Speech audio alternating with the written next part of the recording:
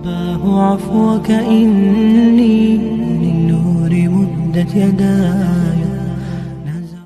الحمد لله على نعمك العظيمة وعلى آلائك الجسيمة.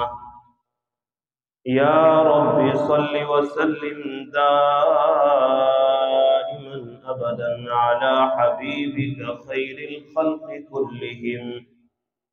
أما بعد فأعوذ بالله من الشيطان الرجيم. بسم الله الرحمن الرحيم.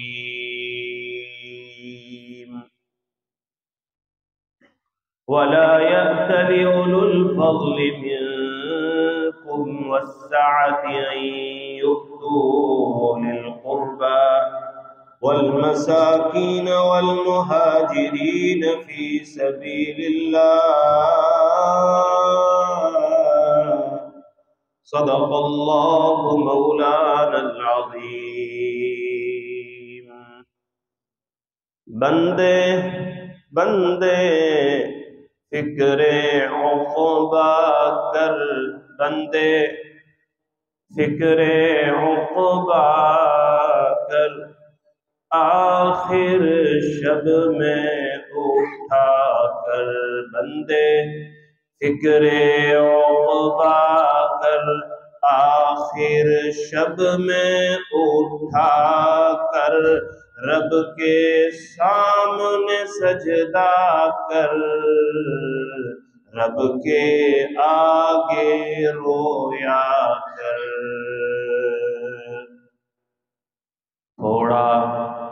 تھوڑا نفس دبوچا کر. دنیا میں مسرور ہو تم، دنیا میں مسرور ہو تم، ذکر اللہ سے دور ہو تم. دنیا میں مسرور ہو تم، ذکر اللہ سے دور ہو تم. بس دنیا کو تم پار کرو، بس دنیا کو تم پار کرو، مرنے کو تم تیار رہو. بندے فکر عقبہ کر، آخر شب میں اٹھا کر، رب کے سامنے سجدہ کر، رب کے آگے رویا کر. اللہ تعالی ہم سب کو توفیق نصیب فرمائے. بزرگوں بھائیو، سورہ نور کا ایک رکوع مکمل ہوا تھا. جیسا کہ ہماری بات چیت چل رہی تھی کہ اسلام نے 4 گناہ ایسے ہیں کہ جس کی سزا اللہ نے قرآن میں بیان کر دی، اس میں کوئی کمپرومائز نہیں ہوگا. 4 ہی گناہ ہے، باقی جو سزا ہے اس کا تعلق آخرت کے ساتھ.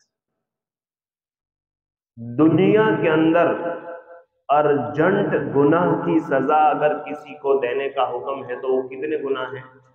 4. اس میں سے نمبر 1 پر ہماری بات چیت چل رہی ہے زنا کے سلسلے. آج کل کا ماحول، میں نے جیسے آپ حضرات کو کہا تھا بھائیوں کہ قرآن کریم کی تفسیروں میں یہ بات ملتی ہے کہ زنا فقط مرد اور عورت کے ناجائز تعلقات کا نام نہیں ہے. یہ تو ہے ہی اپنی جگہ پر، تھوڑا اس کو کم کر دو. مرد اور عورت کے ناجائز تعلقات کا فقط نام نہیں ہے، بلکہ حدیث میں نبی اکرم صلی اللہ علیہ وسلم ارشاد فرماتے ہیں العینان تزنیان الاذنان تزنیان، کہ انسان کی دونوں آنکھیں بھی زنا کرتی ہے.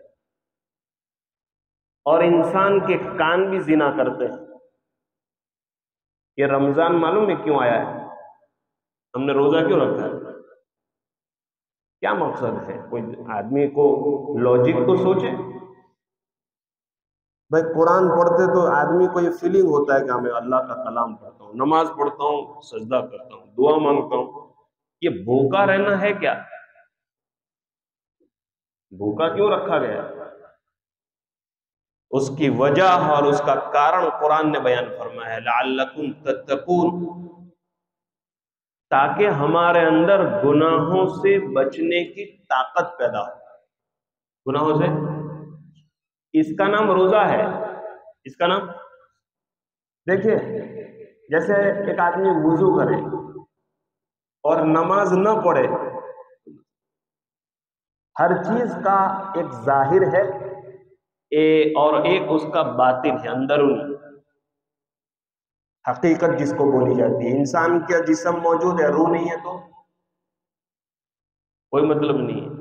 اصل انسان کی آتما ہے، اس کا روح ہے.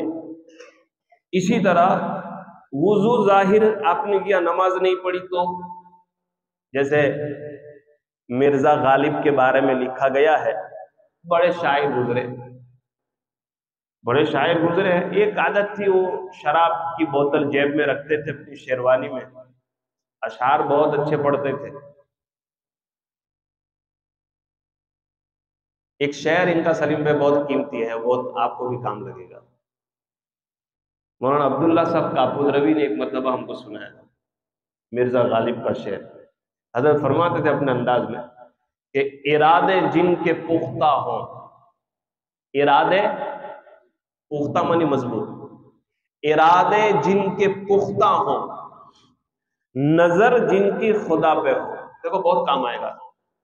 ارادے جن کے پختہ ہوں، نظر جن کی خدا پہ ہو، تلاتم خیز موجوں سے.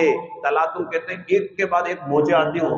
سمندر میں جب بھرتی آتی ہے تو موج ایک کے بعد ایک، ایک کے بعد ایک، حالات پر حالات، حالات پر حالات. دیکھو کیا کہہ رہا ہے مرزا غالب، ارادے جن کے پختہ ہو کہ نہیں مجھے یہ کام کرنا ہے، مجھے نماز پڑھنی، میں یہ گناہ نہیں کروں گا، ارادہ کیا. بھئی ارادے کے ساتھ اللہ تعالیٰ نے ساری چیزیں، والذین جاہدوا فینا لنہدینہم سبلنا. آدمی کوشش کرے، اس کے بعد اللہ کی طرف سے ہدایت کے راستے ہیں. آدمی کی طلب نہیں ہے، دھیان نہیں ہے، ارادہ نہیں ہے. ارادے جن کے پختہ ہوں، نظر خالی ارادہ نہیں، دھیان کس کی طرف کہ وہاں سے ہو جائے گا، یہاں سے چل جائے گا، اس کی لاگوت مل جائے گی، یہ ہو جائے گا. آدمی کا یقین بگڑ گیا تو وہ بھی نہیں. ارادے کے ساتھ تمہاری نظر، ارادے جن کے پختہ ہوں، نظر جن کی خدا پہ ہو. آگے کہتے ہیں کہ تلا تم خیز موجوں سے، یعنی ایک کے بعد ایک موج، تکلیف، بیماری، حالات، گھر کے اندر کے ساری تکلیف. برابر ارادے بہت ہے لیکن کوئی نہ کوئی ایسی رکاوٹ آ جا رہی ہے جس کی بنیاد پر وہ آگے جانے میں اس کو تکلیف ہو رہی ہے. تو شاعر یہ کہتا ہے کہ تلا تم خیز موجوں سے وہ گھبرایا نہیں کرتے. کیوں گھبرایا نہیں کرتے؟ اس کا ارادہ مضبوط ہے اور اس کی نظر خدا پہ ہے. تو یہ آتے ہیں، راستے آتے ہیں، پتھر ہٹتے ہیں، اللہ تعالیٰ نظام کرتا ہے. اللہ تعالیٰ ہمیں اور ہمارا ارادہ اور ہماری نظر بھی خدا کی طرف ہو میرے بھائیو. بہرحال تو میں عرض کر رہا تھا کہ مرزا غالب جو ہے جیسے کہ وہ ایک مرتبہ ان کا کوئی کام ہو نہیں رہا تھا، ان کا کوئی خزانہ انہوں نے زمین کے اندر چھپایا تھا، زمین کے اندر چھپایا تھا. تو پہلے زمانے میں لاکر نہیں ہوتے تھے، بینک نہیں ہوتے تھے، تو لوگ اپنے گھروں کے اندر جو ہے کھڈا کھود کر سونا چاندی مال ڈال دیتے تھے. وہ بھول گئے کہ اپنے مال کہاں ڈالا ہے. پوری زمین کھود ڈالی لیکن ان کو مال نہیں ملا. تو کسی نے ان کو کہا کہ مرزا صاحب مسجد میں جاؤ، وضو کرو، 2 رکعت نماز پڑھو، اللہ تعالیٰ آپ کو جو ہے کچھ خیر دے دیں گے. تو انہوں نے کسی سے پوچھا کہ بھائی وضو کا طریقہ بتاؤ. وضو کا طریقہ ان کو بتایا گیا، انہوں نے وضو کیے. وضو کرنے کے بعد مسجد میں آئے کہ میں 2 رکعت پڑھوں اور اللہ سے دعا مانگوں کہ یہ میرا خزانہ اللہ میں جگہ بھول گیا ہوں، میری زندگی کا سارا مال ہے۔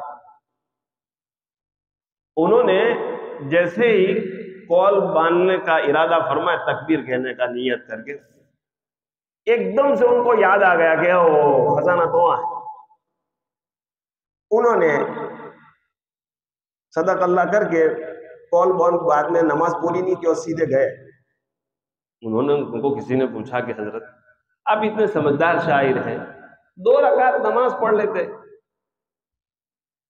2 رکعت نماز پڑھ لیتے۔ تو کہا کہ نہیں، میں اگر وضو سے کام چل گیا تو نماز کی کیا ضرورت ہے۔ ایسے ان کی زبان سے حضرت مولانا عبداللہ صاحب کاپودروی نے ایک جلسے میں ہم سے کہا تھا۔ حضرت نے پھر اس پر ہم کو سمجھایا تھا اصل میں کہ آپ علم حاصل کر رہے ہو، اس کے یہ ظاہر تو آپ نے وضو کر لیا ہے، نماز باقی اکھی زندگی نماز پڑھنے کی ہے۔ اسی طرح یہ بھوکے رہے نا ہم لوگ پورا مہینہ، اللہ توفیق دے، یہ بھی بہت بڑی عبادت ہے، لیکن اصل مقصد جیسے وضو سے نماز پوری نہیں ہوتی ہے، وضو سے نماز پوری نہیں ہوتی۔ ہم بھوکے رہیں گے نا 1 مہینے تک پیاسے، تو وضو ہوا خالی، روزہ تو اصل باقی ہے، وہ 11 مہینے کا ہے، وہ لمبا، وہ شوال کے چاند سے شروع ہوگا آئندہ رمضان تک، اس میں بھوکا نہیں رکھیں گے اللہ پاک ہم کو، کھاؤ۔ لیکن اللہ پاک نے 1 مہینہ بھوکا رکھ کر، پیاسا رکھ کر، گناہوں سے بچنے کی طاقت ہمارے اندر پیدا کی۔ تو اللہ پاک دیکھنا چاہتے کہ میرا بندہ اب کون سے گناہ سے بچتا ہے۔ اسی وجہ سے حضرت شیخ نے لکھا ہے کہ اگر آدمی کو یہ دیکھنا ہے کہ اس کا روزہ قبول ہوا کہ نہیں، اس کی تلاوت قبول ہوئی کہ نہیں، تو کہا کہ دیکھے کہ رمضان کے بعد اس کے گناہ میں آنکھ کے، کان کے، دماغ کے، نمازوں میں کوئی فرق آیا کہ نہیں۔ یہ اگر کوئی فرق آیا کہ رمضان سے پہلے یہ گناہ بھی کرتے تھے، ہم یہ بھی کرتے، لیکن رمضان کے بعد اللہ نے ہدایت دی، یہ چھوٹ گیا، تو سمجھو کہ تمہارا روزہ قبول ہو گیا۔ ایک صحابی رضی اللہ تعالیٰ عنہ نئے مسلمان ہوئے تھے، حج کے اندر آئے، پریشان رہتے تھے۔ اللہ کے رسول صلی اللہ علیہ وسلم نے پوچھا کیا تکلیف ہے؟ فرمایا کہ اللہ کے رسول حج کیا ہے، دعا پر مجھے اللہ میرے حج کو قبول کرے گا کہ نہیں۔ ایسا انہوں نے اللہ کے رسول صلی اللہ علیہ وسلم نے، تو انہوں نے اللہ کے رسول صلی اللہ علیہ وسلم نے فرمایا کہ اس میں کوئی بڑی بات نہیں ہے، ایک بات بتاؤ، حج سے پہلے کوئی گناہ کرتے تھے کیا؟ حج کے بعد کوئی اس میں کوئی تبدیلی آئی؟ تو فرمایا نہیں اللہ کے رسول، جب سے مسلمان ہوا ہوں کوشش کرتا ہوں میں گناہ سے تو بچنے کی، لیکن کبھی کبھی میرا گھر کے اندر کوئی میٹر بیوی کے ساتھ ہو جاتا ہے اور میرا آواز بلند ہو جاتی ہے، میرا جھگڑا ہو جاتا ہے حج سے پہلے، لیکن حج کے بعد اتنے مہینے ہو گئے ابھی تک کوئی مسئلہ کھڑا نہیں ہوا۔ سرکار دو عالم صلی اللہ علیہ وسلم نے فرمایا میں گواہی دیتا ہوں اگر آپ سچے ہیں کہ حج کے بعد آپ نے کوئی جھگڑا نہیں کیا گھر میں، اللہ نے تمہارا حج قبول کر لیا۔ اس پر محدثین نے اتنا کلام کیا ہے کہ نبی اکرم صلی اللہ علیہ وسلم کی ایک بات امت کے لیے کتنی بڑی ہدایت ہے۔ آپ یہ بتانا چاہتے ہیں کہ عبادت کے بعد وہ قبول ہوئی کہ نہیں، تلاوت قبول ہوئی کہ نہیں، روزہ قبول ہوا کہ نہیں، حج قبول ہوئی کہ نہیں، اس کا تھرمومیٹر، اس کا مشین اللہ نے ہمیں دے دیا ہے۔ آپ دیکھو کہ رمضان کے بعد میری سوچ بدلی کہ نہیں، میری نمازوں میں کوئی فرق آیا کہ نہیں، میرے گناہوں میں کوئی فرق آیا کہ نہیں۔ بھائیو کہ اللہ نے ہم کو دے دیا ہے، ورنہ تو حدیث میں نہیں ہے کہ کالے کپڑے میں لپیٹ کر نمازیں دے دی جاتی ہے۔ اللہ ہم سب کی حفاظت فرمائے۔ تو اللہ میں بتانا چاہ رہا تھا کہ اصل تو جو ہے آدمی کی حقیقت گناہوں سے بچنا ہے۔ ہماری جو بات چیت چل رہی تھی کہ 4 گناہوں میں کا ایک بڑا گناہ، رمضان کا مقدس مہینہ ہے، مجلس سے 4 بچے وہاں بیٹھ رہے ہیں، 8 بچے وہاں، موبائل کھولو کیا دیکھ رہے ہیں؟ کوئی گھر، کوئی دکان، کوئی آفس، بلکہ کوئی جیب ایسا نہیں ہے جس میں گندی تصویر نہ ہو۔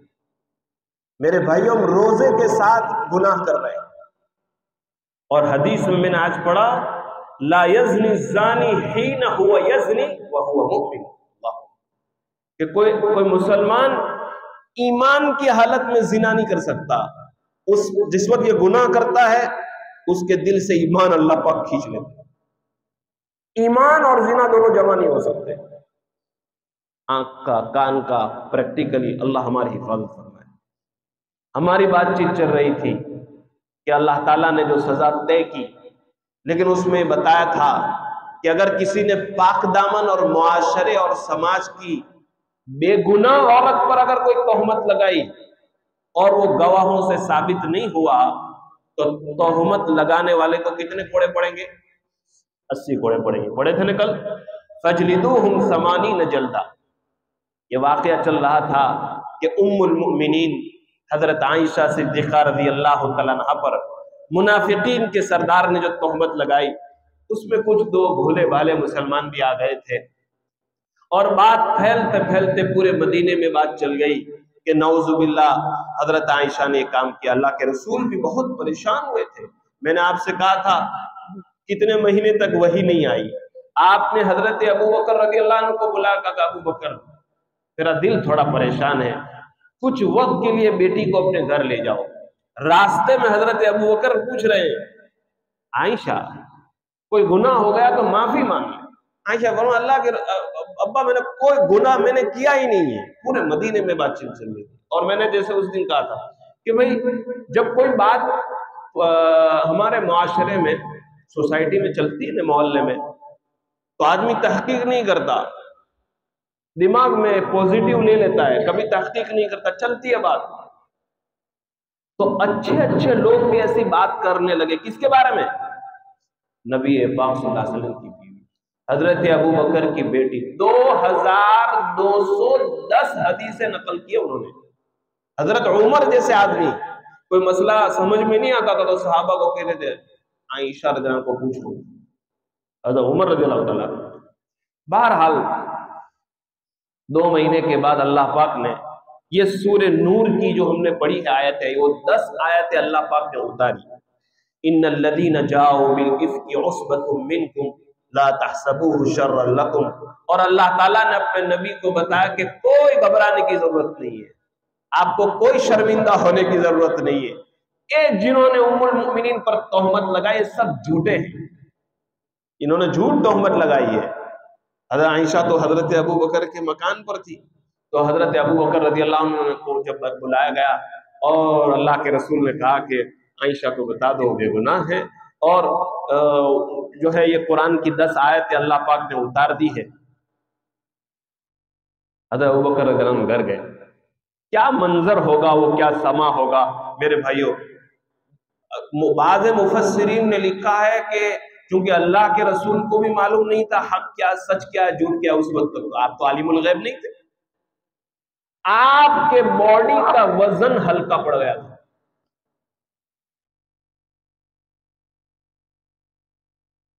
حضرت ابو بکر رضی اللہ عنہ جب گھر گئے اور آپ نے عائشہ مبارک ہو، عائشہ مبارک ہو، آپ کی براءت کے، آپ کے بے گناہ ہونے کا تذکرہ قرآن میں آ گیا ہے. تو حضرت عائشہ رضی اللہ تعالی عنہا نے اللہ کا شکر ادا کیا. اس کے بعد حضرت ابو بکر نے یہ کہا کہ جاؤ نبی کے پاس جاؤ اور ان کا شکریہ ادا کرو. تو چونکہ بیوی تھی، حضرت عائشہ نے کہا کہ نہیں،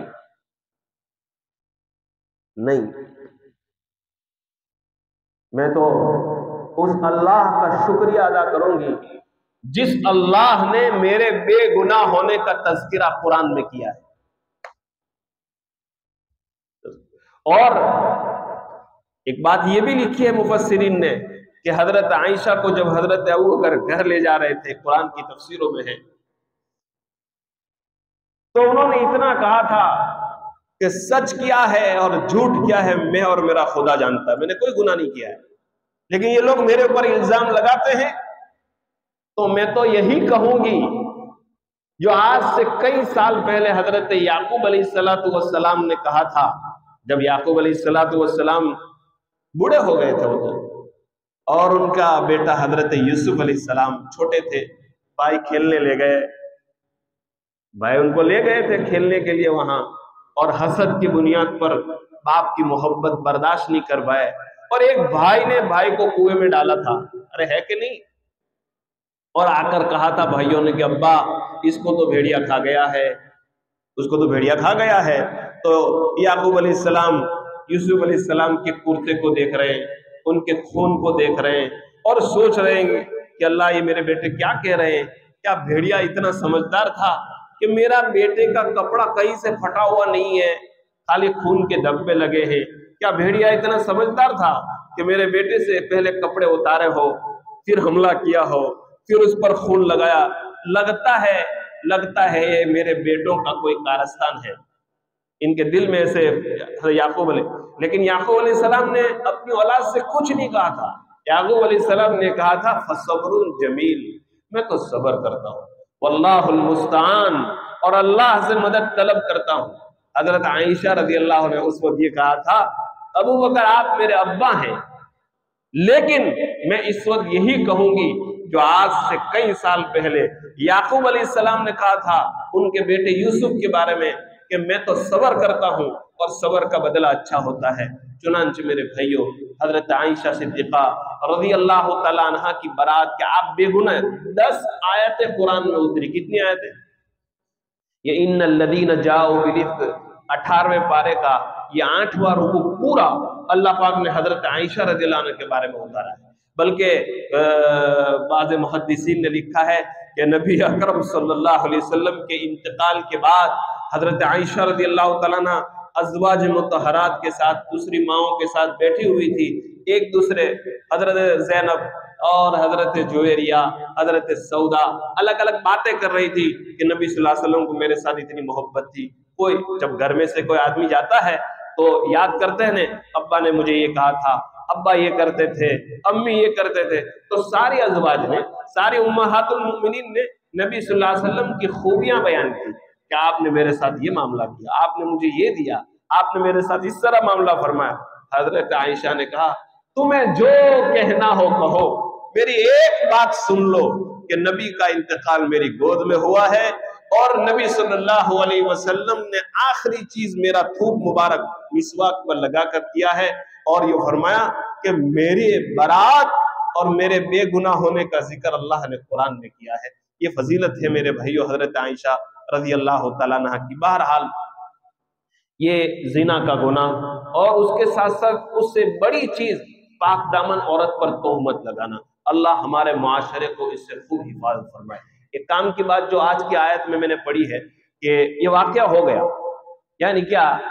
حضرت عائشہ پر تہمت لگانے والوں نے لگائی، اس میں اس منافق کے ساتھ کچھ 2-3 مسلمان بھی ہو گئے۔ اس میں ایک مسلمان کا نام آتا ہے حضرت مصطح۔ حضرت مصطح یہ حضرت ابو بکر کے رشتہ دار ہے۔ بعض حضرات نے کہا کہ خالہ زاد بھائی ہے، بعض حضرات نے فرمایا مامو زاد بھائی ہے، بعض نے کہا کہ ان کے چچیرے رشتہ داروں میں ہے۔ بہرحال ان کے رشتہ دار تھے کون؟ حضرت ابو بکر رضی اللہ تعالیٰ عنہ کے حضرت مصطح صحابی رضی اللہ تعالیٰ عنہ۔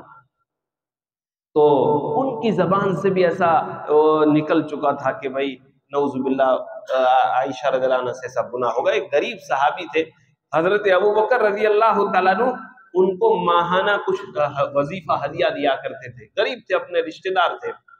جب یہ بات سنی کہ میرا رشتہ دار، میں اس کو اتنی مدد کر رہا ہوں، آدمی کے دل پر ہوتا ہے نا تعاون، تو انہوں نے دوسرے مہینے سے وہ بہت بھائی کوئی معمولی چیز تھوڑی تھی، ام المؤمنین رسول اللہ کی بیوی پر تہمت، تو آپ پر بڑا شاک گزرا تھا، تو آپ نے ان کو مدد دینا بند کر دیا تھا، بند کر دیا۔ یہ الگ بات ہے کہ ان سے گناہ ہوا، اللہ پاک نے گناہ کی سزا طے کی، 80 کوڑے لگائے گئے، اور ان کے بعد ان صحابہ نے اللہ سے توبہ کر لی، وہ ساری معافی ہو گئی۔ صحابی ہوتا ہے رضی اللہ تعالیٰ، وہ الگ مسئلہ تھا۔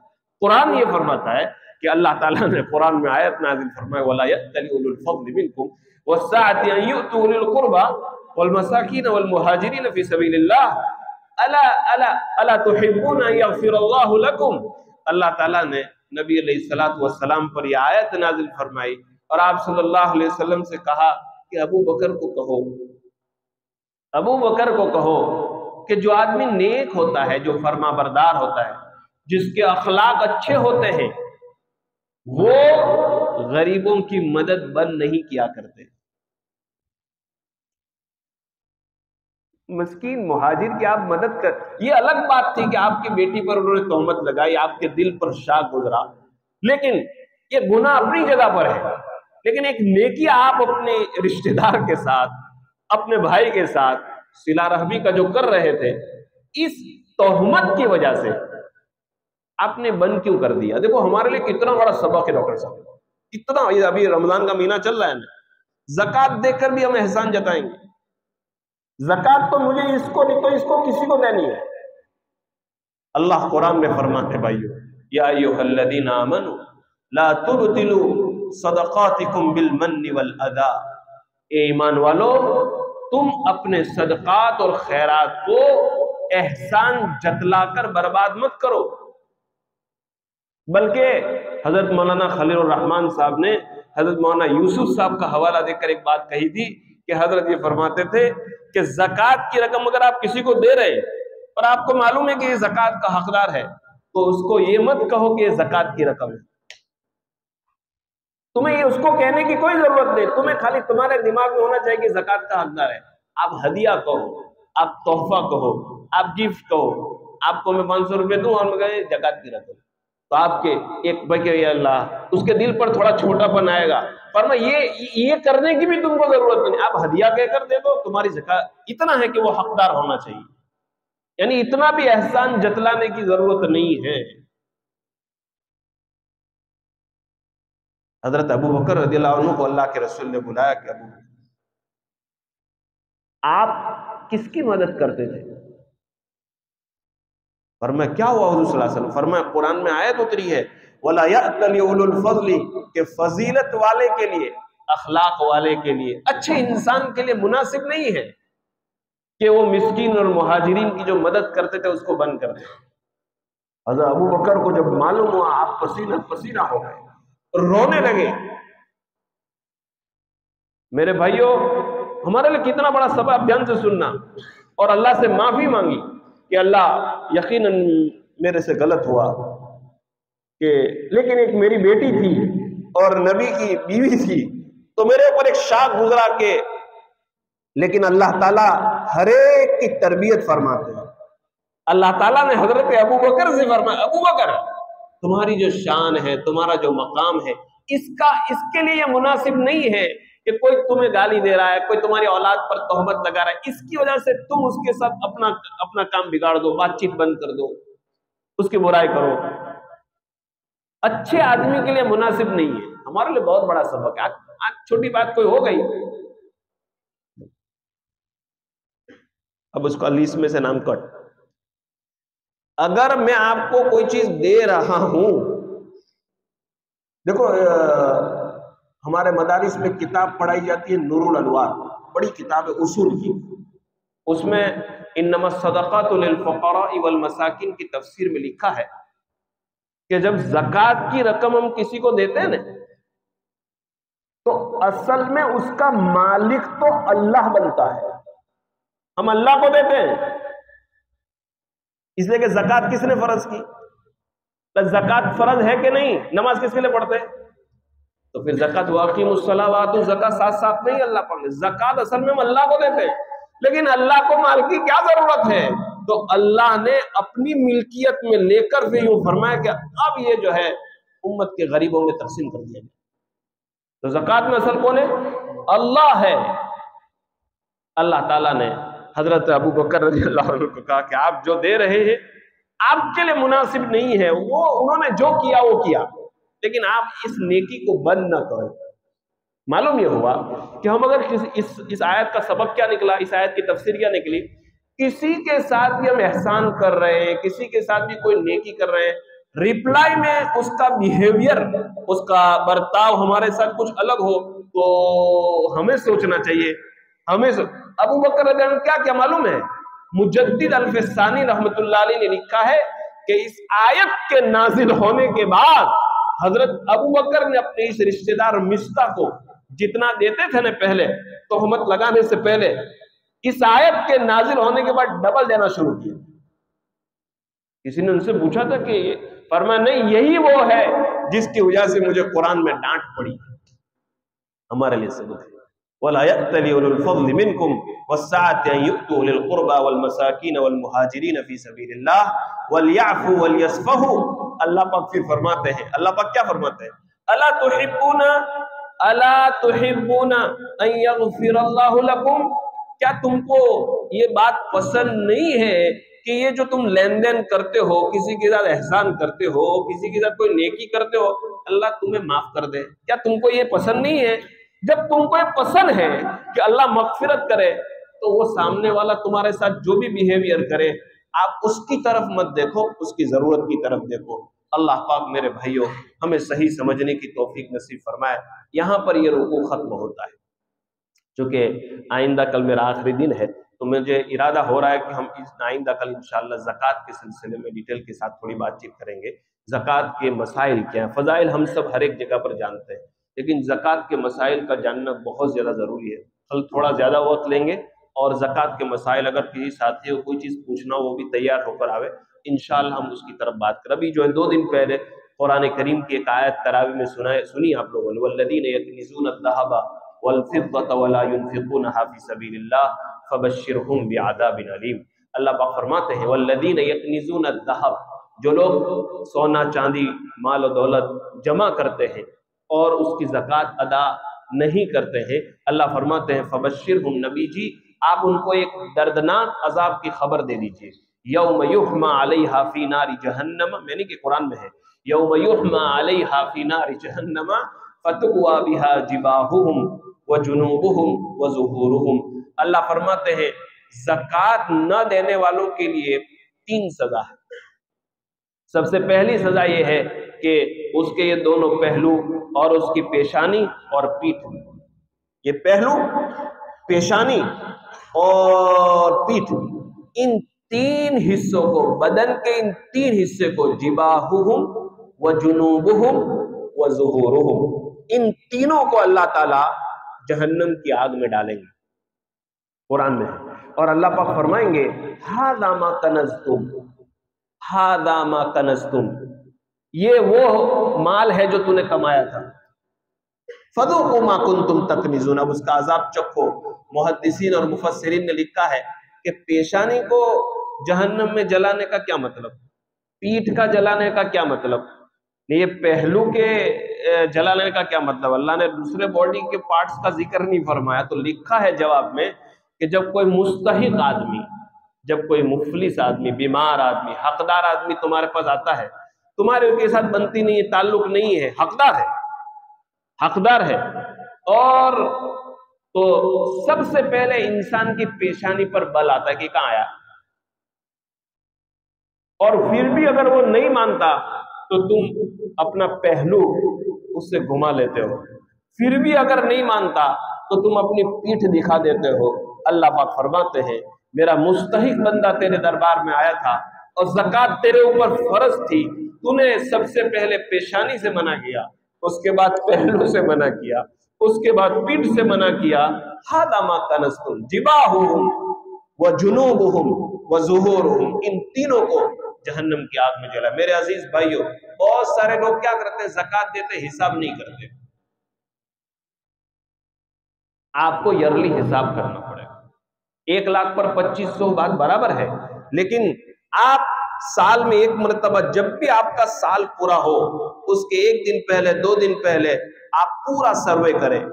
بیلنس کتنا ہے، گھر میں کتنا ہے، سونا چاندی کتنا ہے، اور تجارت، مال تجارت، جس چیز کو دھیان سے سنیں، جس چیز کو بیچنے کی نیت سے آپ نے خریدا ہے، آپ کی نیت ہے یا تو خریدنے کے بعد آپ نے بیچنے کی نیت کی، یا خریدا اسی وقت آپ کی بیچنے کی نیت تھی، چاہے وہ چیز 5 روپے کی ہو یا 500 کروڑ کی ہو. دکان، مکان، فلیٹ، گھر کی چیزیں جس میں بھی آپ نے بیچنے کی نیت کی ہو، کرایہ پر کوئی چیز دیے بھاڑا کھانے کے لیے تو مسئلہ نہیں. اپنا روزی کمانے کے جو ہتھیار ہے، جو سامان ہے، جو مشینریاں ہے، اس میں زکوٰۃ نہیں ہے.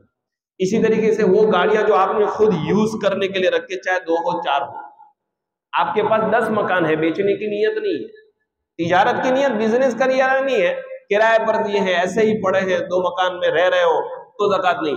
1 مکان ہے لیکن بیچنے کی نیت ہے، 1 زمین ہے لیکن بیچنے کی نیت ہے، एक मोबाइल है लेकिन बेचने की नीयत है, उसकी आज की रीसर वैल्यू, आज की, खरीदा था 5,000 रुपए में, आज 10,000 रुपए कीमत हो गई। खरीदा था फिर 5 लाख रुपए में, आज 10 लाख रुपए हो गए। तो आज की कीमत के एतबार से आपको क्या करनी पड़ेगी भाइयों? ज़कात अदा करनी पड़ेगी, ज़कात। अभी कल एक भाई का फोन आया था, उन्होंने अच्छा मसला पूछा, तो मैं आपको बताऊं ताकि आपको भी समझ में आ जाए।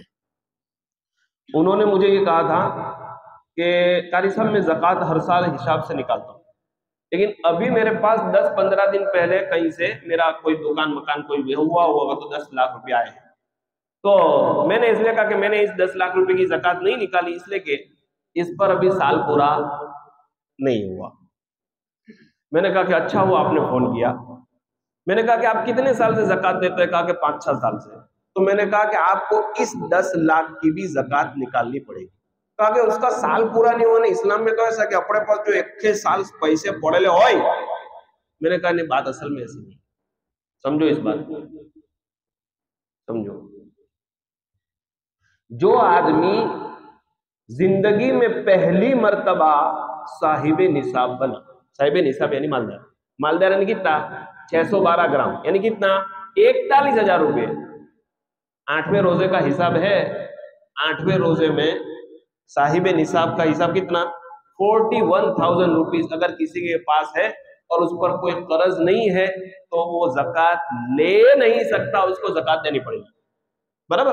तो जो आदमी पहली मर्तबा, मान लो ये भाई हसन बैठा है, अब उसके पास कुछ भी नहीं अभी, समझो, और आज कहीं से उसके पास 50,000 रुपये आ गए, तो ये साहिब निसाब बन गया, मालदार हो गया शरीयत के। भाई मालदार का मतलब ऐसा नहीं कि मकान हो, दुकान हो, गाड़ियां हो, नहीं। शरीयत में मालदार मकान भी नहीं है तेरे पास, बैलेंस पड़ा हुआ है, बैलेंस पड़ा हुआ। हाँ, बैलेंस से तूने मकान खरीद लिया, 10 करोड़ का मकान है, जेब में कुछ भी नहीं है, समझो, इस्लाम को समझो। मकान इंसान की जरूरत है कि नहीं? अरे बोलो, मकान इंसान की जरूरत है। एक मकान मैंने बनाया है, 10 करोड़ रुपए का मकान है, जेब में कुछ नहीं है, तो वो 10 करोड़ के मकान पर ज़कात नहीं आएगी, इसलिए कि उसका बेचने की नीयत है और रहने के लिए है। गाड़ी है, दुकान है, समझ में आ रही है मेरी बात? जिससे आप रोजी कमाते हो, रहते हो अपने आल औलाद के लिए। अब ये भाई ऐसा है कि 50,000 रुपये इसके पास है, आज ज़कात फर्ज हो गई, लेकिन देने की कब है? आइंदा साल 9वें रोजे को, इसलिए कि साल ये पहली मर्तबा हुआ। तो ऐसा मुसलमान जो जिंदगी में पहली मर्तबा साहिब निसाब बना, तो बनने के 1 साल के बाद उसको नेट ज़कात। और मैंने बताया था कि आइंदा रमजान को 9वें रोजे को इसके पास हो गए 2 लाख रुपये, बढ़ते गए 50 से ऊपर होते हुए। अब ये नहीं सोचे कि अब 50 देने पड़ेंगे, 50 किन दूं, इसलिए कि मैं तो पहले में साहिब निसाब 50 था, अभी तो ये दूसरे ये 1.5 लाख का भी तो 1 महीना हुआ ना। बीच में निसाब में आगे पीछे हो, पैसे में आगे पीछे हो, भाई ये तो ऐसा है कि कभी आदमी के पास ज्यादा पैसा आएगा, कभी कम आएगा, कभी खर्चा हो जाएगा। तो शुरू और आखिर के अंदर निसाब होना चाहिए। शुरू में आपके पास 50 थे और इधर आते आते 1 हो गया, 2 हो गए, 3 हो गए, तो जितने होंगे इतने पर पूरी ज़कात। हाँ, 50 थे, 6 महीने के बाद 25 इस्तेमाल हो गए, तो वापस ये आ गया नीचे की लिस्ट में, अब ये साहिब निसाब नहीं, उस पर ज़कात फर्ज नहीं है। लिहाजा अब जब वापस ये साहिब निसाब बनेगा, उसके बाद 1 साल देखा जाएगा। लेकिन ये मसला उसके लिए है जो जिंदगी में पहली मर्तबा साहिब निसाब बना, समझ में आ रहा है? लेकिन जो रूटीन ज़कात दे रहे हैं, रूटीन ज़कात दे रहे हैं, बराबर, डॉक्टर साहब रूटीन ज़कात दे रहे हैं, रमजान के पहले रोजे को ये हिसाब करते हैं, बराबर, कि भाई कितना माल है, तो अब उनको हिसाब करने के आधा घंटा पहले भी 1 करोड़ रुपये आए होने, तो उसकी ज़कात निकालने की आधा घंटा पहले, सुन लो, आधा घंटा पहले। हाँ, हिसाब हो गया, आपने अपने माल की ज़कात निकाल दी, फिर उसके बाद कहीं से आपके पास पैसा आया, उसकी ज़कात नहीं, उसकी ज़कात आइंदा से हिसाब करके अलग कर दिया। और बहुत सारे पैकेज, मैंने अपने मकान बनाने के लिए पैसे रखे लिए, हज में जाने के लिए पैसे रखे लिए, छोकरी की शादी के लिए पैसे रखे लिए, कहीं चलेगा नहीं। तूने जो नियत की, अभी तेरे पास पैसे है ने, खर्चा कर दिया, वो खत्म, मकान बना दिया, शादी हो गई, बराबर है, हज में चले गए, दे दिए टूर ऑपरेटर को, इसको, बराबर है, बैलेंस घर में पड़ा है, नियत तुम्हारी कुछ भी हो, अभी तुम्हारे पास है ना, ज़कात देनी पड़ी। बहुत सारे लोग कहे तो अपने شادی کرنے کے لیے، گھر بنانے کے، حج کے لیے رکھ کے لے، تو اس میں وہ بیلنس زکات دینی پڑے گی. بھائی سمجھ میں آ رہا ہے یہ مسئلہ؟ یعنی جو روٹین زکات دیتے ہیں وہ اپنے جو حساب والا جو دن ہے اس کے 2 دن 4 دن 5 دن 6 دن پہلے ابھی جو بھی پیسہ آئے گا مہینے 2 مہینے، اس میں وہ نہیں دے گا کہ اس پر 1 سال گزرا کے، اس کا پورا حساب کر کے زکات. اللہ پاک ہمیں صحیح سمجھنے کی توفیق نصیب فرمائے. سبحان اللہ. ماشاءاللہ میرے بھائی سلیم بھائی کی ماشاءاللہ ہمارے ذمہ دار کی جماعت آئی ہے. بھائی اثر میں سارے ساتھی تعاون کرے. مولانا اللہ تعالی ہم سب کو اس مبارک مہینے کے خوب قدردانی کی توفیق نصیب فرمائے، عمل کی توفیق نصیب فرمائے. سبحان اللہ بحمدہ، سبحان اللہ.